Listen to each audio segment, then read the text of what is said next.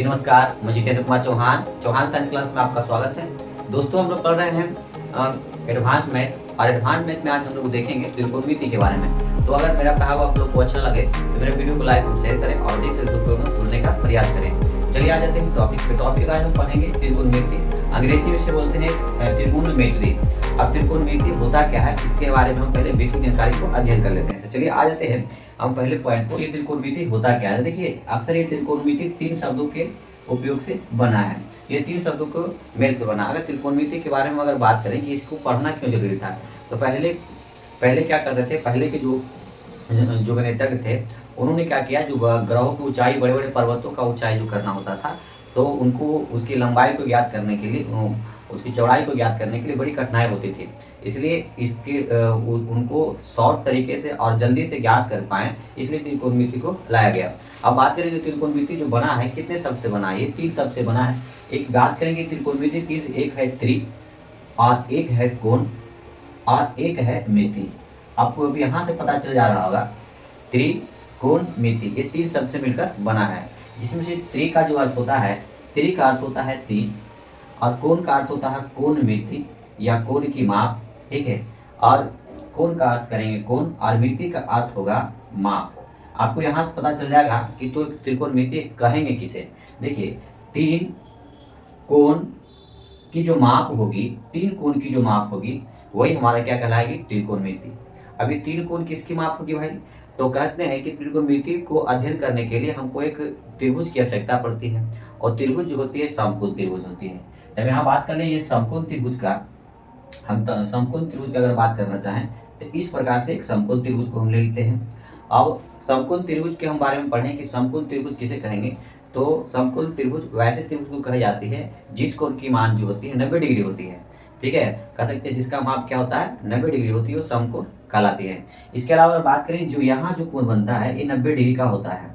और अगर इस त्रिभुज का नाम देना चाहते तो नाम दे दीजिए, इसका नाम ए है, इसका नाम बी है, इसका नाम क्या है? सी है। हम तीन दे दिए, तीन नाम दिए। अगर बात करेंगे कि त्रिकोणमिति होता है क्या, तो त्रिकोणमिति का परिभाषा यहाँ से हम निकाल सकते हैं। अब क्या निकाल सकते हैं? अगर त्रिकोणमिति का परिभाषा ज्ञात करने के लिए, तो देखिए इस त्रिभुज में भुजा होती है और इस त्रिभुज में कोण भी होती है। तो देखिए ए भी यहाँ पर भुजा है, बी सी भुजा है, एस क्या है? भुजा है। यहाँ पर कोण देखा जाए तो कोण ए है, यहाँ कोण बी है, कोण सी है। तो आपको अगर परिभाषा निकालना हो, अगर परिभाषा याद करनी हो, अगर परिभाषा को जाननी हो, तो इसके लिए आपको कुछ बेसिक चीज़ों को जानना बहुत जरूरी है। जैसे आपको हम इस त्रिभुज के बारे में जानना जरूरी होगा, ठीक है। तो देखिए अगर आपको हम कहें कि त्रिकोणमिति कहीं गणित की वह शाखा है, अगर गणित में पढ़ रहे हैं तो गणित की शाखा ब्रांच बनाना पड़ेगा। तो कहीं गणित की वह शाखा है जिसके अंतर्गत, ठीक है, त्रिभुज के भुजाओं के बारे में, त्रिभुज के भुजाओं के बारे में, त्रिभुज के भुजाओं के बारे में, त्रिभुज की किसके बारे में? भुजाओं के बारे में, एवं एवं एवं कोणों के बारे में, ठीक है।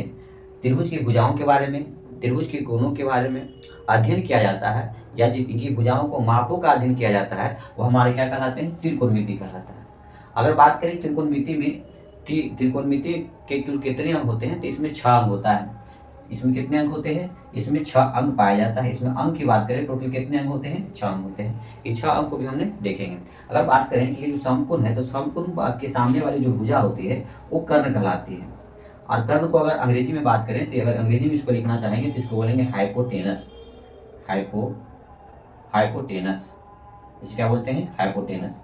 इसके बाद में बीसी जो भुजा होती है, इसे बीसी भुजा को बोला जाता है आधार। आधार को हम लोग बोलते हैं बेस। क्या बोलते हैं? बेस बोलते हैं, बेस। अगर बात करें यहाँ पर कि ए बी जो भुजा होती है, यहाँ ए बी हमारा हो जाता है लंब। और लंब की बात अगर करें, लंब की बात करें तो इसे अंग्रेजी में बोलते हैं परपेंडिकुलर। परपेंडिकुलर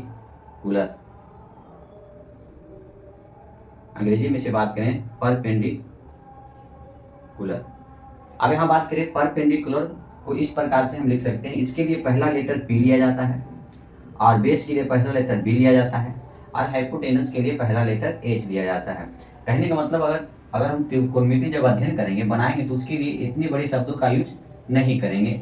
सिर्फ इसके लिए एच का ही उपयोग करेंगे कि 90 डिग्री के सामने वाली जो भुजा होगी वो कर्ण होगी, और ये जो होगा ए और बी और सी जो भुजाएं का नाम है, और इसमें ए भी जो होगी हमारा लंब हो जाएगा, और बी जो मेरा होगा आधार हो जाएगा। ठीक है। लेकिन ध्यान देने की बात है, समकोण त्रिभुज में ये जो होती है 90 डिग्री, 90 डिग्री को छोड़कर वो जो होती है दो न्यून कोण होती है।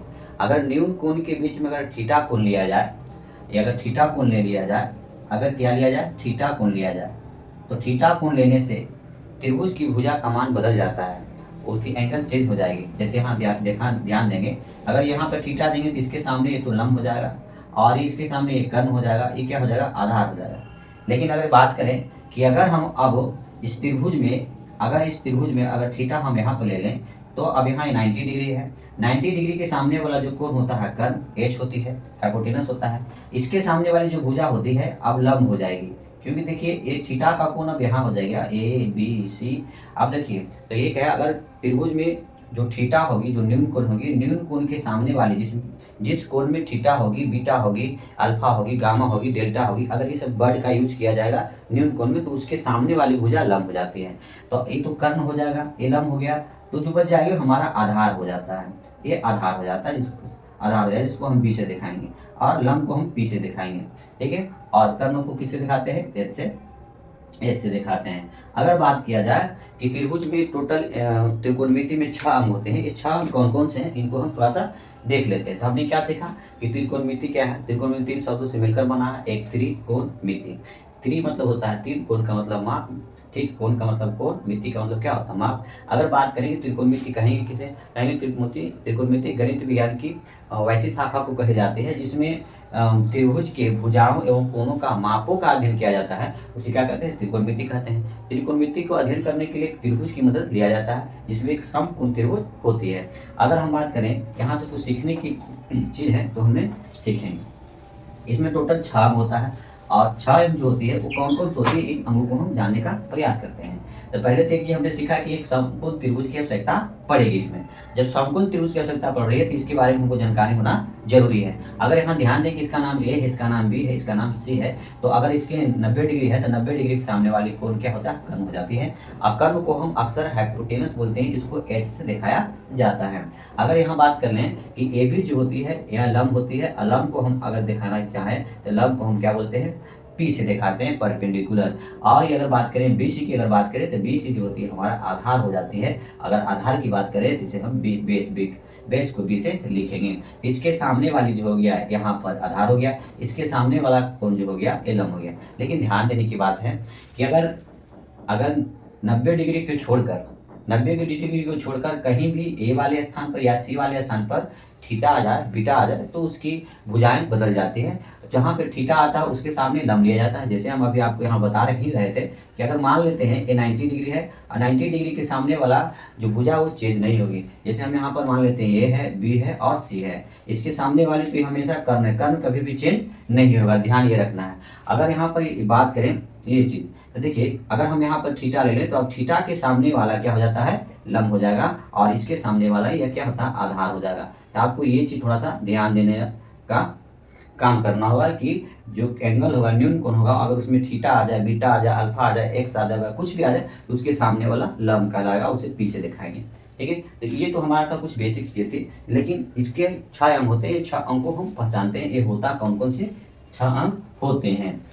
ठीक है, तो देखिए इसके अंदर 6 अंग हो जाता है। 6 अंग क्या है, देखिए एक तो होता है पहला साइन थीटा होता है, दूसरा जो होता है कॉस थीटा होता है, तीसरा जो होता है टैन थीटा होता है, और चौथा जो होता है हमारे पास, ठीक है, कोट थीटा होता है, और पांचवा जो हमारे पास होता है कोसेक थीटा होता है, और छठा जो हमारा होता है, ठीक है, 6 नंबर जो होती है, 6 नंबर जो हमारी होती है सेक थीटा होती है। तो ये महत्वपूर्ण 6 अंग होते हैं, और ये 6 अंग जो होते हैं ये तीनों अपने के अपोजिट होते हैं, एक दूसरे के विपरीत होते हैं। ठीक है, अगर हम बात करने की साइन थीटा की बात करें कि साइन थीटा बराबर होता है क्या, तो आपको एक याद रखना होगा लंब बटा कर्ण। अगर कॉस थीटा के बारे में अगर याद करनी होगी तो कॉस थीटा बराबर आपको होगा, आप एक्स ले सकते हैं, बी ले सकते हैं, कुछ भी ले सकते हैं, लेकिन थीटा लेके लीजिएगा तो ज़्यादा बेटर होगा। तो कॉस थीटा बराबर जो हमारा होगा आधार बटा का कर्ण। ठीक है, आधार बटे क्या होता है, कर्ण। ठीक है, अगर बात करें कि टैन थीटा की बात कर दें तो टैन थीटा बराबर होता है लंब बटे का आधार, ये लंब बटा आधार होता है। अगर बात करें कि अगर इन तीनों का अपोजिट देखा जाए तो अगर साइन का उल्टा होगा, ध्यान देने की बात है, ये जो साइन है, साइन का उल्टा जो होता है कोसेक होता है, कॉस का उल्टा जो होता है सेक होता है, और टेन का उल्टा कोट होता है। ये याद रखने हैं। अगर हम बात करें कि अगर हम साइन कोसेक का मान जानना चाहते हैं, कोसेक थीटा का, तो साइन का उल्टा होता है कोसेक, इसका उल्टा कर देंगे तो कर्ण बटा क्या निकल के आ जाएगा, लंब, कर्ण बटा निकल के आ जाएगा लंब। ठीक है। अगर बात कर ले कॉस का जानना होगा, कोसेक सेक का जानना होगा, सेक थीटा का अगर मान जानना होगा तो हमको क्या करना पड़ेगा, कॉस का उल्टा कर देंगे, तो कॉस का उल्टा होता है सेक, इसलिए इसका उल्टा कर देंगे कर्ण, अब बटा क्या हो जाता है, लंब। तो ये चीज आपको याद रखना, सॉरी, कर्ण बटा आधार हो जाएगा, क्या हो जाएगा, कर्ण बटा आधार हो जाएगा। ठीक है। अगर बात कर लें कि अगर हम कोट थीटा का याद रखना होगा कि कोट थीटा बराबर क्या होता है, तो देखिए को टेन का उल्टा जो होता है, टेन का उल्टा होता है कोट, ये टेन का उल्टा कर देंगे तो टेन का उल्टा कोट होगा, तो हो जाएगा हमारे पास आधार, आधार बटा क्या निकल के आ जाएगा, लंब। तो ये जो हो गया 6 अंग हो गए, और ये 6 चीज को आपको याद रखना होगा कि साइन थीटा बराबर क्या होता है, लंब बटा कर्ण, कॉस थीटा बराबर क्या होता है, आधार बटा कर्ण, टेन थीटा बराबर क्या होता है, लंब बटा आधार, कोसेक थीटा बराबर कर्ण बटा लंब, सेक थीटा वाला कर्ण बटा आधार, कोट थीटा बराबर आधार बटा लंब। ये चीज आपको याद रखना होगा। इसके अलावा अगर बात करें कि जो त्रिभुज समकोण लिया जाता है उसका पाइथागोरस जो होता है उसकी प्रमेय को, ठीक है, पाइथागोरस प्रमेय जो होता है उनसे जो संबंधित सूत्र आते हैं उसको भी आपको याद रखना जरूरी होगा। ठीक है। तो चलिए इसको मिटा देते हैं, आगे बढ़ते हैं। बात किया जाए कि जैसे एक समकोण त्रिभुज जो है आपसे आपसे इस प्रकार से दिया रहेगा, इसके सामने वाला एक कर्ण होता है, चलिए इसको हम एच ही लिखते हैं डायरेक्ट, एच हो गया, कर्ण बोलते हैं। ये हो गया हमारा ए नाम का, बी नाम का, सी नाम का त्रिभुज है, और ये 90 डिग्री का है, इसके 90 डिग्री के सामने वाला कर्ण होता है। अगर मान लेते हैं ये मेरा आधार है, बी है, ये हमारा परपेंडिकुलर लंब है, तो इसके लिए अगर हमको एच निकालना होगा तो एच के लिए फॉर्मूला क्या होगी, तो एच बराबर निकालना होगा, एच स्क्वायर अगर निकालना होगा, कहने का मतलब हाइपोटेनस निकालना हो, कर्ण निकालना हो, तो कर्ण बराबर होता है लंब स्क्वायर प्लस क्या होती है, आधार का स्क्वायर। कहने का मतलब अगर कर्ण कर्ण स्क्वायर अगर निकालना होगा आपको, तो इसके लिए फॉर्मूला लगाना होगा कर्ण स्क्वायर, क्या लगाना होगा, ठीक है, लंब का स्क्वायर, ठीक है, प्लस में क्या करना होगा, आधार का स्क्वायर, आपको ये फॉर्मूला लगाना होगा। इसके बाद अगर आपको सिर्फ कर्ण पूछे, क्या पूछे, कर्ण निकालने के लिए, स्क्वायर नहीं पूछे, तो स्क्वायर हटाएंगे तो बराबर के दूसरे साइड जाता है तो अंडर रूट में चली जाती है। तो अगर आपको स्क्वायर पूछे तो कर्ण स्क्वायर बराबर लंब स्क्वायर प्लस आधार स्क्वायर लगाएंगे। अगर आपसे सिर्फ कर्ण के बारे में पूछे तो स्क्वायर हटाएंगे तो बराबर के दूसरे साइड रूट जाएगा, ठीक है, रूट में चला जाएगा। तो अगर हम यहाँ सिर्फ एच बराबर निकालना चाहे तो स्क्वायर हटाएंगे तो दूसरे साइड जाएगा, तो अंडर रूट हो जाएगा पी का स्क्वायर प्लस हो जाएगा बी स्क्वायर। इसका मतलब है कि एच का मतलब होता है कर्ण, कर्ण बराबर निकल के आ जाएगा अंडर रूट, क्या निकल के आ जाएंगे हमारे पास, लंब का स्क्वायर हो जाएगा, लंब का स्क्वायर प्लस क्या हो जाएगा, आधार का स्क्वायर हो जाएगा। ये चीज आपको याद रखना होगा। तो ये चीज होगी। इसके बाद में अगर आपको निकालने के लिए पी पूछ दे इसमें कि परपेंडिकुलर और निकालिए, तो अगर पी स्क्वायर अगर निकालना होगा, परपेंडिकुलर स्क्वायर निकालना होगा, तो इसके लिए होता है एच का स्क्वायर माइनस, ठीक है, होता है बी का स्क्वायर। इसका मतलब है कि अगर लंब का स्क्वायर निकालने के लिए पूछता है तो आपके लिए फॉर्मूला निकल के आएगा कर्ण का स्क्वायर माइनस क्या हो जाएगा, आधार का स्क्वायर। ये चीज आपको याद करना होगा, ठीक है। स्क्वायर हटाएंगे तो अंडर रूट में चला जाएगा, तो आपके लिए लंब बराबर हो जाएगा अंडर रूट में चला जाएगा, क्या चला जाएगा, ठीक है, लंब के हम क्या लिखते हैं, पी बराबर हो जाएगा अंडर रूट में चला जाएगा एच का स्क्वायर माइनस क्या चला जाएगा, बी का स्क्वायर। तो ये चीज आपको याद रखनी होगी। अगर इसको लिखना होगा तो लंब बराबर हो जाएगा, बराबर में अंडर रूट कर देंगे, हमारे पास क्या हो जाएंगे, आधा कर्ण का स्क्वायर हो जाएगा ब्रैकेट में माइनस यहाँ कर सकते हैं आधार का स्क्वायर कर सकते हैं। ये चीज आपको याद रखना होगा। तो हमने सीख लिया क्या, लंब निकालने के लिए और आधार कर्ण निकालने के लिए। अब हमको अगर आधार निकालने के लिए बोलेगा तो ठीक वही चीज यहाँ पर प्रयोग करेंगे। तो आधार निकालने के लिए बोलता है तो आधार बराबर अगर निकालना होगा आपको, आधार स्क्वायर बराबर तो निकल के आएगा कर्ण का स्क्वायर माइनस निकल के आ जाएगी लंब का स्क्वायर, ये चीज आएगी। अगर आपको स्क्वायर हटाएंगे तो अंडर रूट में चला जाएगा, तो यहाँ आधार बराबर जो हमारे पास आ जाएगा, ठीक है, अंडर रूट चले आएंगे, हो जाएगा कर्ण का स्क्वायर माइनस लंब का स्क्वायर। अगर इसको अंग्रेजी शब्दों में लिखना है तो b बराबर जो हो जाएगा अंडर रूट में h का स्क्वायर माइनस p का स्क्वायर। तो ये चीज आपको याद रखनी होगी, यहाँ से आपको ये चीज याद रखना होगा। तो इंग्लिश मीडियम वाले इस चीज को याद रखेंगे, हिंदी मीडियम वाले लंब बराबर याद रखेंगे। तो आपको ये चीजें याद रहना होगा, क्योंकि बनाने के लिए इस चीज बहुत जरूरी है। तो चलिए आ जाते हैं अब अगले चीज़ों पे, जहाँ से क्वेश्चन जो कठिन प्रश्न पूछे जाते हैं उनके सूत्रों को देखते हैं।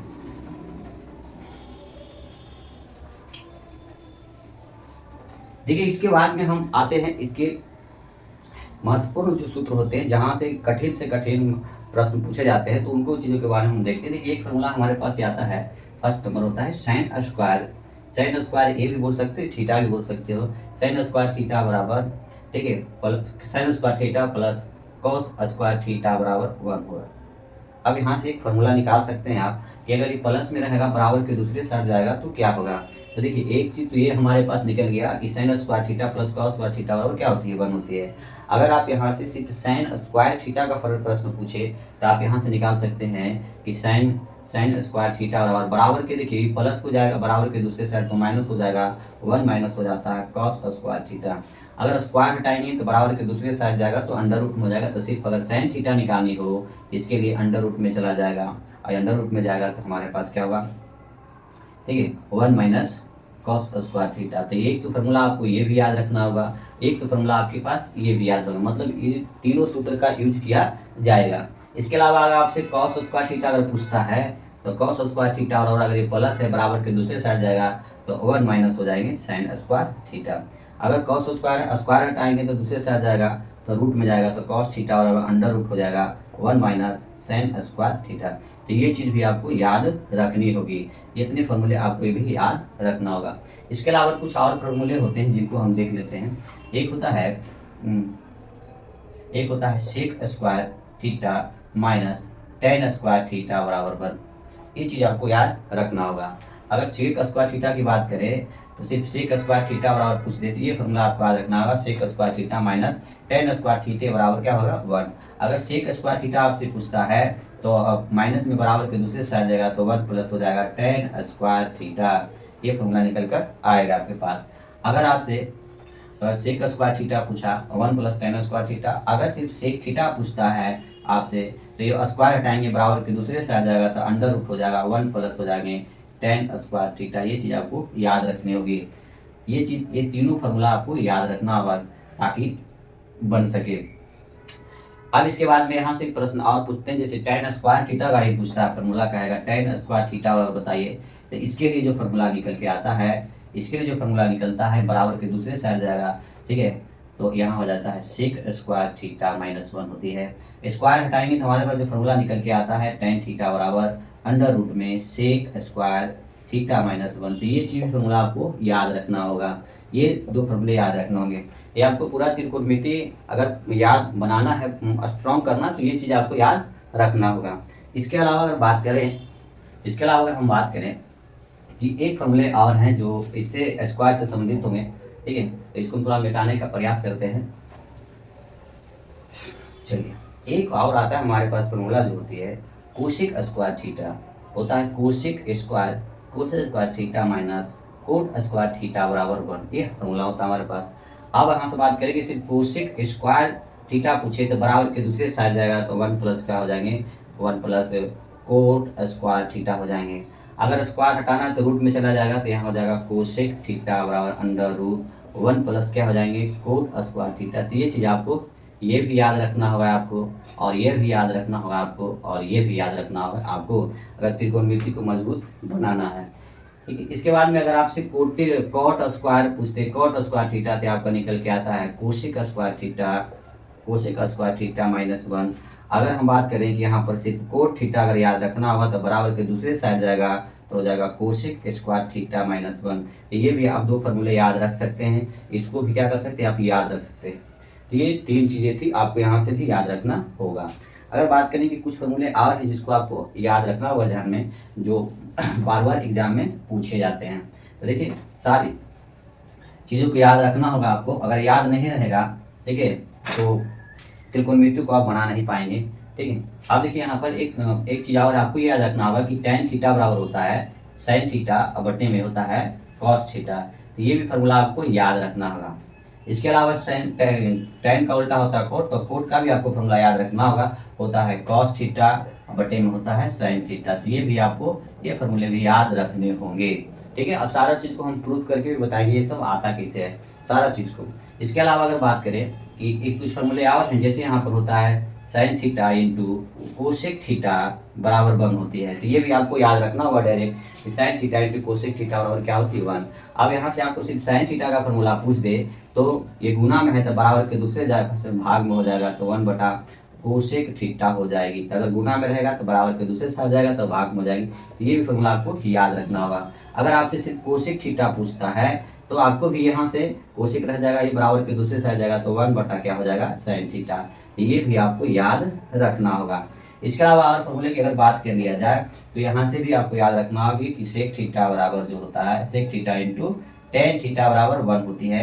अगर बराबर के दूसरे साइड जाएंगे तो अगर यहाँ से सेक थीटा की बात किया जाए तो 1 बटा क्या हो जाएगा टेन थीटा हो जाएगा। तो ये भी फॉर्मूला आपको याद रखना होगा। अगर बात कर ले यहाँ से अगर आपसे सिर्फ टेन थीटा का फॉर्मूला पूछता है तो आपको याद रखना होगा 1 बटा क्या रखना होगा सेक थीटा। तो ये भी आपको याद रखनी होगी। ठीक है, तो ये फॉर्मूला आपको याद रखना पड़ेगा। ठीक है, sec theta into tan theta बराबर 1। एक होता है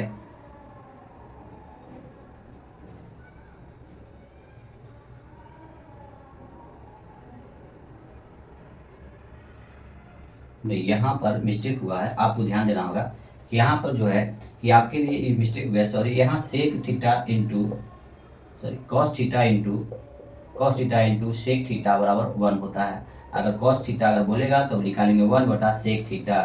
ठीक है, आपको ये चीज थोड़ा सा ध्यान रखना होगा, माफ कीजिएगा पहले गलती हो गया। इसलिए cos theta into sec theta बराबर 1 होता है, कॉस थीटा बराबर 1 बटा सेक थीटा भी हो सकता है। अगर सेक थीटा आपसे पूछ दे तो निकालना होगा आपको 1 बटा क्या हो जाएगा कॉस थीटा हो जाएगा। तो ये चीज आपको दिमाग में रखना होगा। एक फॉर्मूला और बच गया जिसको आपको याद रखना होगा ध्यान में।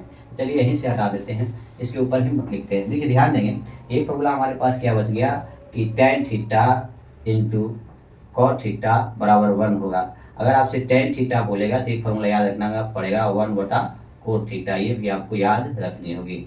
अगर आपसे बोलेगा कोट थीटा बराबर निकालने के लिए तो आपको ये भी याद रखनेगा 1 बटा टेन थीटा। तो ये चीज़ आपको याद रखना होगा इस सारे फार्मूला को। ठीक है, तो ये सारी बेसिक चीज़ें जो थी, ऐसे जो जो सूत्र बन रहे थे, इससे संबंधित और बहुत सारे फार्मूले हैं जो सूत्र है जो हमको पढ़ना है। वीडियो लंबा ना हो तो आज भी इतना ही रखते हैं। अगर मेरा पढ़ाई हुआ आप लोग को अच्छा लगे तो वीडियो को लाइक और शेयर करें। और आपको जितने भी एग्जाम में प्रश्न पूछे गए एडवांस से संबंधित सभी प्रश्न, वो सारे प्रश्न को हम सोल्व करके और शॉर्टकट तरीके से भी अध्ययन करेंगे। लेकिन शॉर्ट ट्रिक पढ़ने से पहले आपको बेसिक चीज़ आनी चाहिए। ठीक है, तो दोस्तों फिर मिलेंगे अगले वीडियो में। धन्यवाद।